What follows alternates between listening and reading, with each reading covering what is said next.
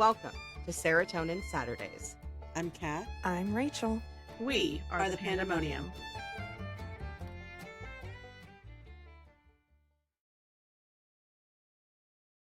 Good morning. Good morning. I am my room, my office is a disaster. I've just been literally piling it in this corner. Cause It's your doom pile. well, no. I mean, this is all stuff that was outside in the living room on the couch, just sort of gathering. And you know that one chair in your room that just gathers a bunch of clothes as you wear them throughout the week? They're not dirty, but they're not clean. So you can't just hang them back up. That's been our couch for the last 3 months. I mean, that's currently my couch.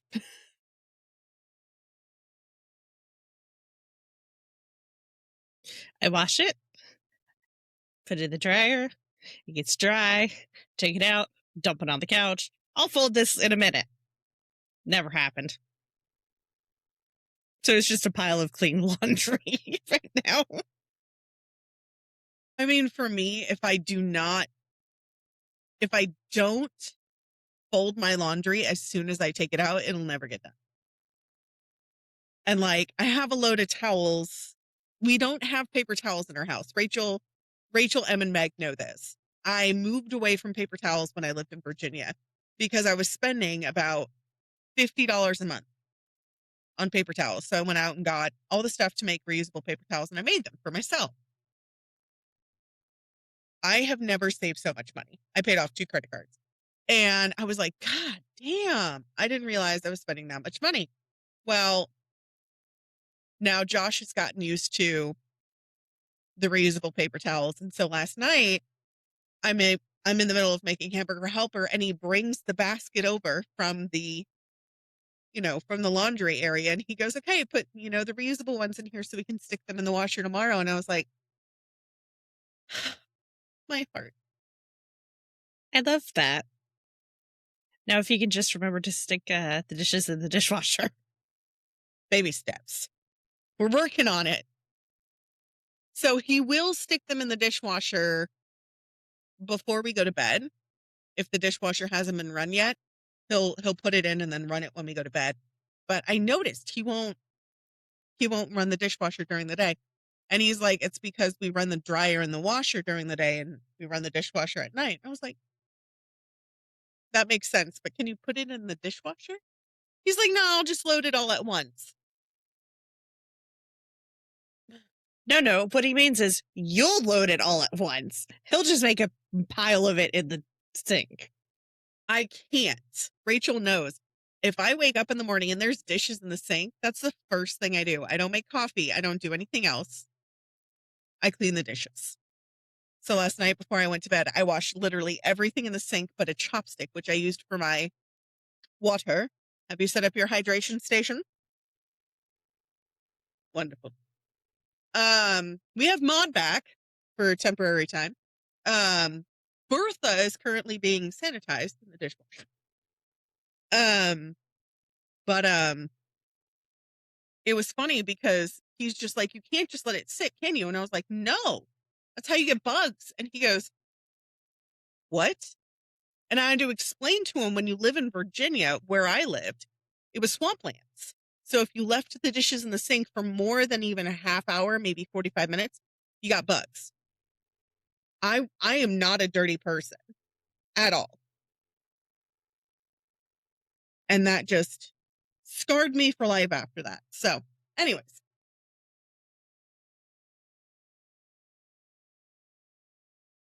I have to figure out which case we're doing today because it's my job today. I don't even remember. But you took your meds. You said you took your meds. I took my meds. I hope our listeners took their meds. Speaking of listeners,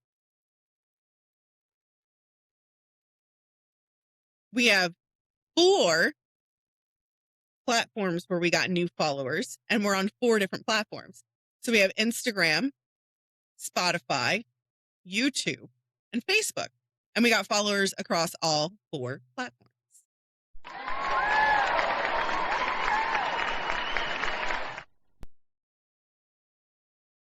You good? I'm trying to load the calendar that has everything already on it, so I know exactly what episode I'm doing today. And I've pre-planned literally everything. And I don't know what episode. Already did that. I know which one we're doing today.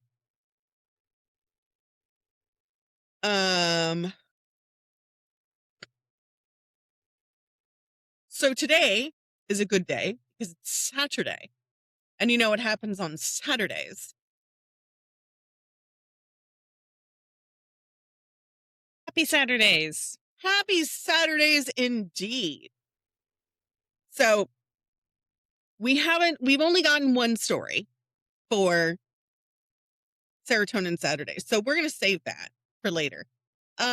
So last month we talked about all the good things that have happened in 2025. So today we're talking about teachers, our educators in today's society, which I was going to be a teacher.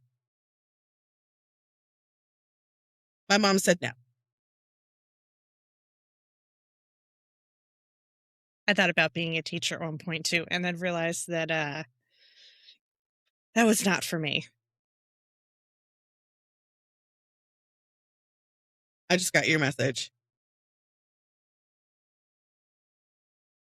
about Dakota. Right? So happy. So happy.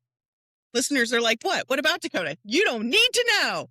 So anyways, my mom was like, there's no money in teaching. And I was like, it's not about the money for me. It's about shaping young minds. And I was a TA in college, which Rachel knows the story about the blonde with the Ugg boots and the Starbucks cup.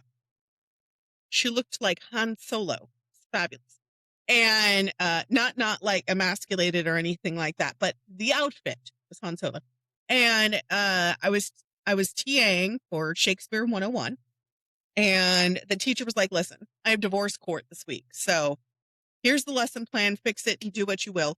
And I said, hey, I'm going to change the lesson plan a little bit for the first test and see if they can actually follow instructions. And she's like, I love it. Go ahead. And I was like, beautiful. And I printed out, I want to say it was like 6 or 7 pages, front and back. And on the first line, it says, please read everything before you fill anything out. And it was literally the hardest questions I can think of from Shakespeare. Where was Shakespeare born? Did he have a wife and children? Was he gay? Was he straight? Like all of these things. He was so flaming. Anyways, besides the point. So, by the way, Rosalind was written for his male lover. That was one of the females in his theater company because women couldn't be in theater. It was all men who dragged as women. Anyways, so the last question is, please write your name, today's date, and tell me your favorite quote from Shakespeare when you come to turn in the test. That was it. That's all they had to do. And she comes up and she's just chewing her bubble gum with her Starbucks in hand, slams it down, and she goes, bubble, bubble, toil and trouble. And I was like, my blabbers were gasted. And I was like, beautiful. Thank you so much.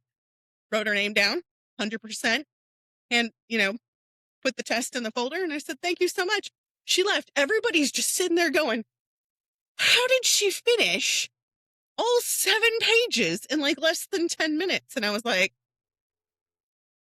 because she read the instructions.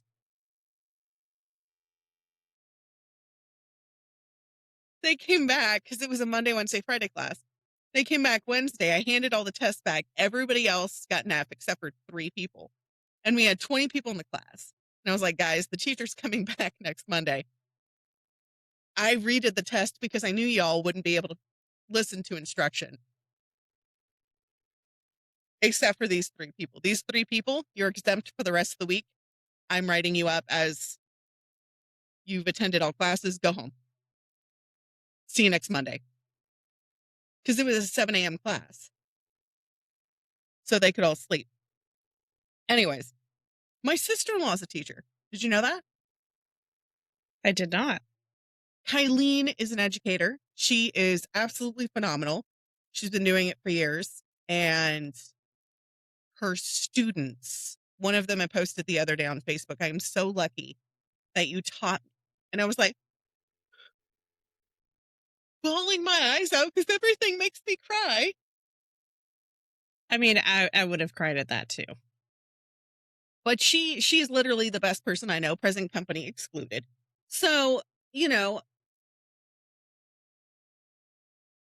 we will discuss that at another day. That is so sad. The listeners are like, Right? what? What's so sad? Nothing. Well, by this point that the episode is aired, everybody will have known. Right. And if not, Jesse Jackson, the Reverend Civil Rights leader, died today. Well, the day we're recording. We record this quite a lot ahead of time. Yes. Damn. Well, okay. We're going to talk about happy stuff today. We're not talking about death. We're not talking about sadness. We are talking about dancing. Sorry, I kind of derailed you there for a moment. Derailed? There was no car. There were no tracks. It was just straight air.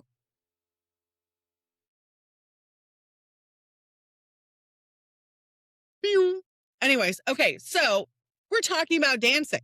A teacher went viral for dancing on the Clock app to pay off student school lunch debt. Did you know that the highest amount of debt incurred by students is not for school loans, it's for school lunches? And that's really sad. A good portion of students get most of their meals from school. Breakfast, lunch, and dinner, believe it or not, they do have a late lunch, which is at about 3 o'clock. Some schools let out at about 3:30, 4 o'clock, and then there's extra hours, which is 4 and 5 o'clock. So sometimes they do have extra meals, or people get extra chips or something like that, and those are their meals that they have. But anyways, let's be real. Teachers have always been doing this, going out and extending themselves and taking care of their children more than some of their parents would.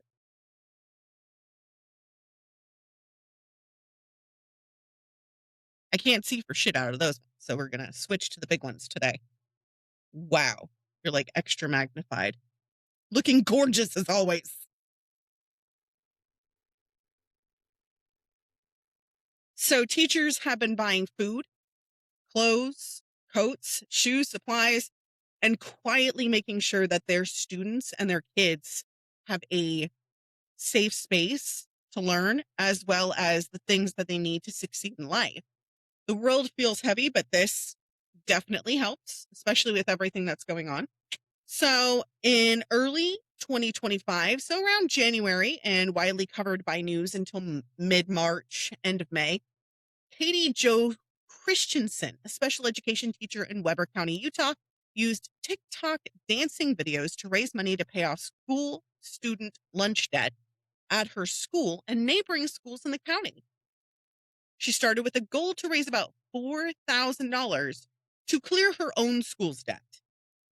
After one video went viral, she surpassed that goal and quickly kept raising more money, at one point approaching nearly $20,000, at which point she used to help multiple schools eliminate their school lunch debt. From dancing on TikTok. I mean, I'm glad she raised money and to help her students. Not just her students, but the students of the whole school.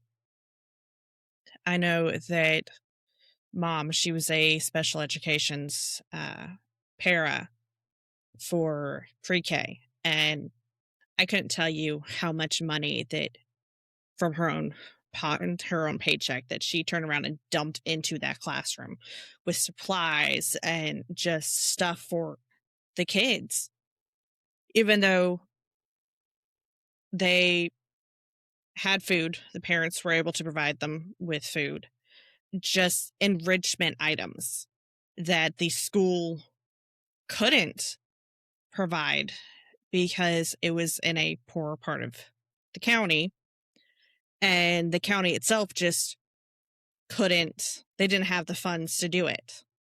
And if they did have the funds, they spent it elsewhere. But that's a topic for another day. So she and her teacher spent so much of their own money just to provide so much for the kids.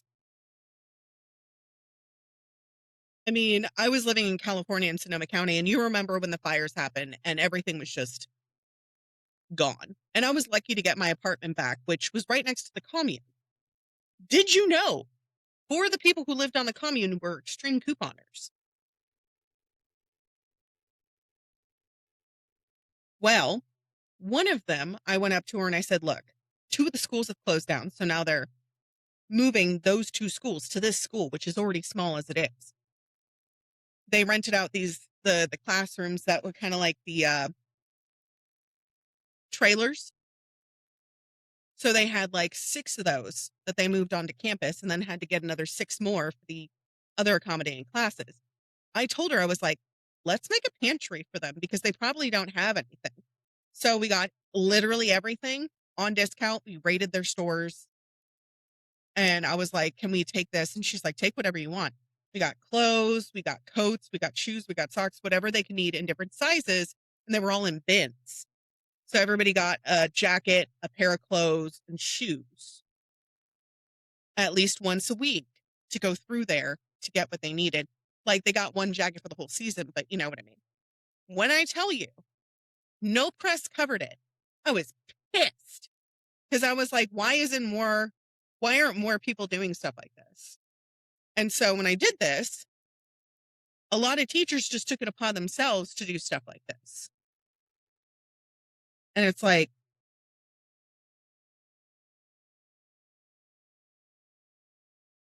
well, were you going to say something? I was just going to say it's really frustrating. They deserve more acknowledgement. So Katie Jo Christensen ended up getting an award by the West Haven City Council for all of her efforts. And as you know, on TikTok, on the Clock app, creators can earn money from videos if people watch them long enough or donate directly to, the actual person themselves. I have really bad heartburn today, guys. So if you just see me just go, make a face, it's the bean. Okay. So she's using this income to wipe out overdue lunch balances and other student debt. So that way students are burdened by debt of essential meals.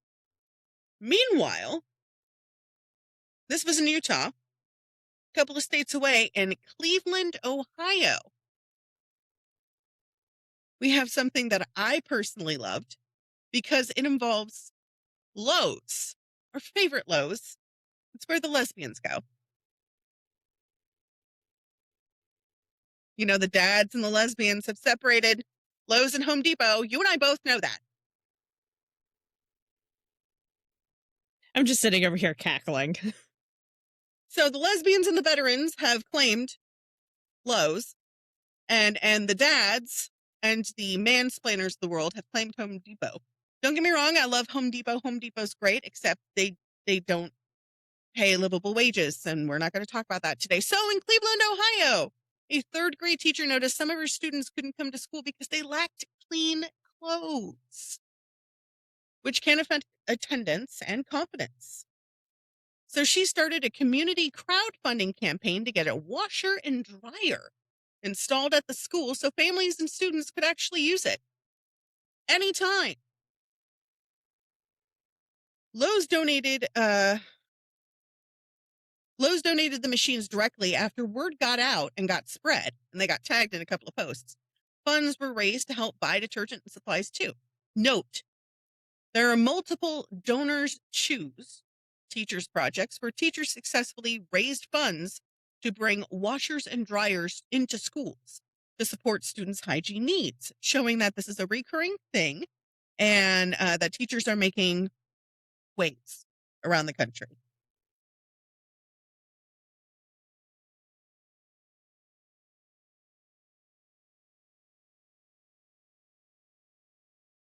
I remembered to bring my trash can closer.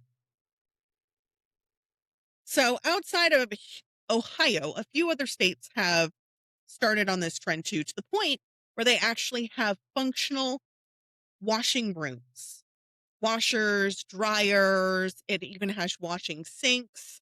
So they have a full laundromat at the school, and kids can actually bring their clothes in. And I was just sitting there sobbing doing this. And this is right when I found out that how far along I actually was. So outside of Ohio, we have New Jersey next on our teacher stoplight. A New Jersey high school student got a washer and dryer donated to his school's community closet from a local appliance store after students were missing school due to lack of clean clothes. And he started a drive for detergent and dryer sheets. Companies like Whirlpool have large programs that donate washers and dryers to school nationwide to combat absenteeism and the lack of clean clothes. Fun fact, in Sonoma County, Tide and Whirlpool, along with Lowe's, had laundry trucks and shower stops that were donated. We had 4 trucks in Sonoma County, and they circled around at different schools in the county. Every day it was a different school. I know that after Hurricane Michael happened, there were a bunch of enclosed trailers that came in that had washers and dryers and showers for people to be able to clean themselves and their clothes. And it was all free. Like, they even, if you didn't have detergent, they provided the detergent, all of it. And I was just like, it really helped our community. And so I'm glad that it wasn't just because a horrific thing happened, that they're doing this to help provide these students with a better outlook for the future. And it's one of those things that doesn't really get talked about, which is why I'm so excited. I did this research for a Serotonin Saturday, because we try to keep these episodes we're going to anyways to about 20 to 45 minutes. We don't want to do like a full episode. We're going to do a little morsel, a little snippet, little snack of happiness, as it were. But many teachers create care closets, which I was telling you about earlier. Resource racks inside the schools stocked with free clothing, food, toiletries, jacket, hygiene items, whatever they need. Even pads and tampons, boxers, underwear, whatever the kids may need. That way, students can access this discreetly and not have to have anybody else know. No questions asked or answered. This is something local teachers have done in various cities, and it has been documented in education news and feature articles about classroom care and student care, as well as projects. For example, in other reported cases, a teacher built a classroom pop-up shop, giving out free food, clothing, and basic need items to students, helping them focus on learning instead of worrying about whether or not they had food or warm clothes. Yeah. There are also community educators and school staff like Harbor Beach, Michigan, where a teacher-led initiative called Kids Closet provides free clothing and hygiene items to students facing economic hardships. That way they can get the essentials without the stigma and go shopping. The demon box just went off. That scared the crap out of me. I think it might be Frank. He's been messing with our devices. So, It's not very nice of him. I stopped questioning it a long time ago because he just likes to mess with me. Oh, I'm not questioning it. I'm just saying it's not very nice. Scaring you while you're prego Lego. I am Prego Lego.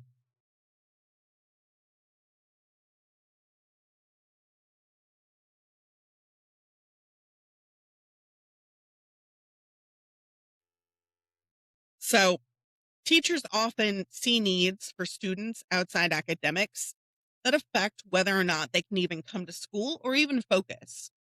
Hunger, dirty or ill fitting clothes, lack of basic supplies, even sleeping. So some respond by organizing fundraisers or crowdfunding campaigns to get laundry machines in schools, care closets or food pantries inside classrooms or just in the school period, and teacher led programs that distribute clothes, shoes, toiletries, and food regularly. Fun fact, there is a school out in California that has designated nap rooms, and they are supervised. So there is a teacher student in there, like a TA or like parent teacher student thing. And they do make sure that the kids don't get up to any nasty business while they're in there. But they have little sleeping pods, blankets, pillows, stuffed animals. Everything gets washed. But some kids are working full-time jobs and going to school. When do they sleep? Hardly ever. If they catch maybe an hour or two here and there, but it's never the amount that they need as growing children because it's what they are. They're still children. Their frontal cortex is not fully developed yet. They are children. And I remember I started my job because I was paying off my braces. I started my job when I was about 10 or 12, but I was working for a family friend. And then my first actual job, I was 16. And this is the first time I've been unemployed before, but it was like 1 month or like 2 months. It's never been this long. And so, like, I don't know. Anyways, that is it. I didn't want to get a ton. I just wanted to get a little snippet, a little morsel, a little small something. But thank you, teachers, for protecting our kids and doing things that some parents can't do. We greatly appreciate everything, all the time and effort and love that you pour into your students, into your kids, because it's what they become. They do. They do become kids. And I had somebody ask me the other day, you said you have kids, so you're a teacher. And I was like, no, they just chose me. I'm just their mom. I mean, you kind of are a teacher. You know, you taught them a lot of things, so you did teach them. I mean, yes and no. I do teach tarot and I do teach palm reading and how to do basic witchy stuff. But I mean, like, I taught them how to become better humans. I mean, I was thinking more of, teaching them to love themselves and to, not just, tarot and witchy stuff, but just to be better humans in general. You're still teaching. I mean, yeah. Like the other day I had a proud mom moment because it was Sam's birthday. And uh-oh. An item was substituted. Hold on. I'm getting my Walmart order. So I guess he's getting some fruit punch this week as well.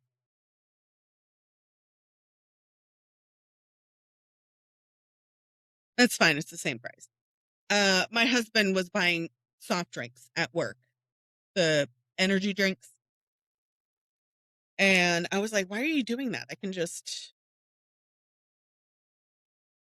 buy it in bulk. Anyways, I had a proud mom moment the other day. And normally when Sam would get upset, she would immediately melt down. And it would just be, when you met me, I would immediately catastrophize everything and go, the world's ending. This one thing happened and everything else is going to go to shit. and oh my God, and all this other stuff. And that's on trauma. Essentially. And I had to let her know, like, you were not who you were yesterday. You were not who you were a month ago, let alone who were you were a year ago.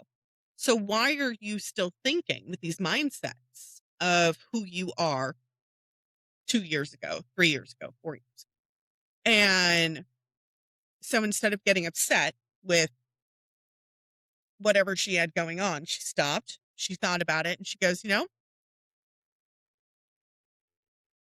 this is bad, but I can make it better. And I just stopped and I went, how are you going to do that? And she goes, well, I'm not going to focus on this. I'm going to focus on the fact that this and this is getting done. And then I can work on this. And then that's it. And I was like, I'm proud of you. That sounds like a really good job. You're doing a great job. And she goes, okay, I love you, Mom. And then hung up the phone. And I just started sobbing. And Josh is like, what's wrong? And I was like, she's getting so grown. I mean, and that's what happens. We grow and we learn and we evolve. And I love all my kids. Every single one of them. Like I have 12. They all know about some of them, but not all of them, you know? And it's funny because one of them will text me or I'll get this weird inkling and I'll be like, is everything okay? And they were like, I just was about to text you. I've been having a day. All right, let's talk about it, you know? But yeah, I don't think I could ever be a teacher. I'd have to go back to school and relearn everything all over again. But yeah. That's it for today. I mean, you're going to be a teacher to Brisket because you'll be teaching them how to do things. So you won't have to go back to school. You'll be learning right alongside them. You know, how to bandage themselves after their father teaches them how to not fly off a roof. You can't use an umbrella to fly like Mary Poppins. You know, basic structures. Don't use your mother's curtains as a cape either. As a Chris Cagle song said. No capes. Well, as always, everybody, stay feral. Bite the hand. And we'll see you guys next week. Okay, goodbye. Okay, bye. Well, party possums, that's today's dose of the pandemonium. Thanks for listening and watching the ADHD chaos. Review, comment, and don't forget to subscribe. Tune in next week for more continued madness. And as always, stay feral.